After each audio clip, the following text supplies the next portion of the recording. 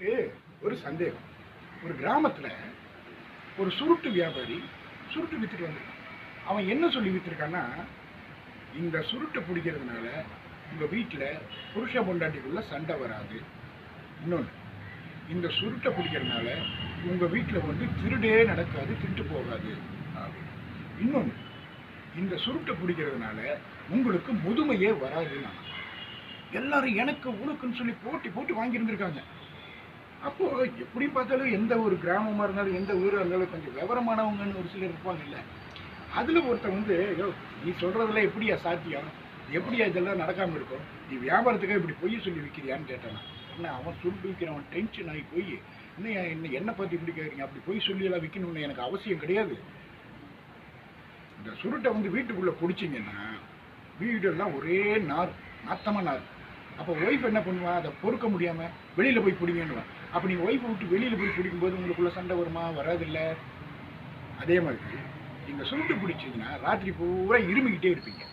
அப்படி இருமிக்கிட்டே இருக்கும்போது திருட வர்றவன் இருமல் சவுண்டு கேட்டால் என்ன பண்ணுவான், ஆஹா ஆள் முழிச்சிட்டு இருக்கடா நம்ம மாட்டிக்குவோன்னு சொல்லிட்டு அவன் ஓடி திருட்டு நடக்காது. இன்னொன்று, இதை பிடிக்கும்போது நீங்கள் இளம் வயசுலேயே செத்து போயிட போகிறீங்க. அப்புறம் எப்படி உங்களுக்கு முதுமை வரும்?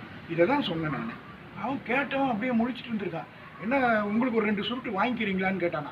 ஐயோ ஆளை விட்றா சாமின்னு சொல்லி ஓடி இருக்கான் அவன்.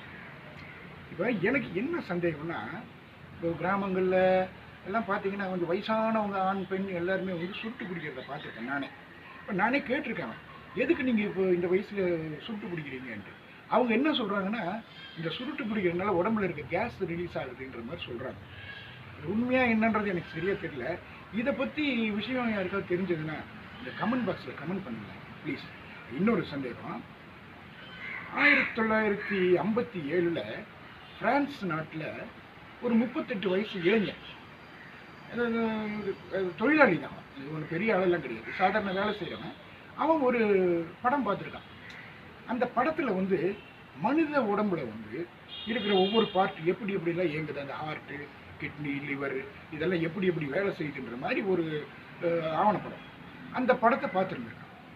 அதை பார்த்தவன் யோசிச்சிருக்கான், சரி நம்ம உடம்புலையும் அதே மாதிரி தானே இருக்கும், அது எப்படி இயங்குதுன்றதை நம்ம பார்க்கணும் அப்படின்னு அவனுக்கு ஒரு ஆசை. ரொம்ப நாளாக இதுக்கு பிளான் பண்ணிட்டு இருந்துட்டு ஒரு நாள் என்ன பண்ணியிருக்கான், தன்னுடைய இதயம் வந்து எப்படி இயங்குதுன்றதை பார்க்கணும்னு முடிவு பண்ணிட்டான். முடிவு பண்ணி என்ன பண்ணிட்டான், இதுவும் சும்மா இல்லை, பப்ளிக்கில் எல்லோரும் முன்னாடியும் நான் வந்து என்னுடைய இதயத்தை வந்து எப்படி இயங்குதுன்றது நான் பார்க்க போகிறேன்ட்டு கத்தி எடுத்து குத்தி அந்த தோலை கிழிச்சு அப்படியே இதயம் எப்படி இயங்குதுன்னு சொல்லி பார்த்தாங்க. அது பார்த்துட்டு இருக்கும்போதே அப்படியே மயக்கப்பட்டு விழுந்திருக்கான். அப்புறம் போய் அவனை ஹாஸ்பிட்டல் கொண்டு போய் காப்பாற்றிருக்காங்கன்னு வைங்க. எனக்கு என்ன சந்தேகம்னா, இப்போ நீங்கள் கேட்டது இது நம்புற மாதிரி இருக்கு.